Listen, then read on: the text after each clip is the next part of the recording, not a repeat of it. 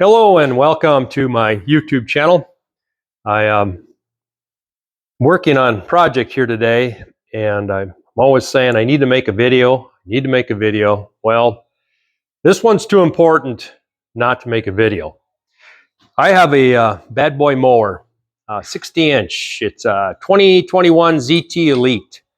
I love the mower. It's been great. It's a beast. It works good. One problem. The bearings went out on the blades, on the blade housings we have right here. 170 some hours. I went on the internet, found a guy on YouTube, and he said his went out after 76 hours. Totally unacceptable. But I called Bad Boy. I said, hey, it says right on the bearings, made in China. Really? You claim it's a made in USA product, your Bad Boy mower, and then you put cheap bearings in. Send me some new ones. No can do. Warranty's out. Really? Okay. So I decided time to replace the bearings, but I want to make it greasable bearings. So what I did is I bought new bearings and I removed one seal.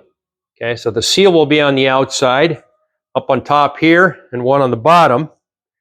And what I also did is I took this all apart, pulled everything out, and then I went in, drilled and tapped this housing right here, and I put a grease zerk in right there. Now, I'm not going to kid you, once you get this back together, it's approximately 200 pumps to fill this thing up. You will be beat. So if you've got a battery-operated grease gun, good for you. I wish I did.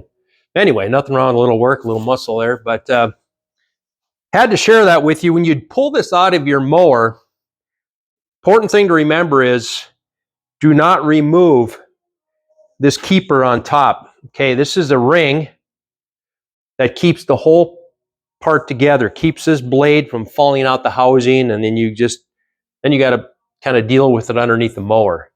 Okay, so make sure you remove these 4 nuts and washers on top the deck that are right up here, and do not pull this keeper spacer with the set screw. Do not pull this off until you have it in the vise. Also, if you keep the blade on, it's a good way to hold on to it in your vise. It does a really good job of holding it, and then you can work on it that way. Put it back together the same way. Another thing, it's kind of hard to reach under and keep these bolts in and then start a lock washer and nut on top.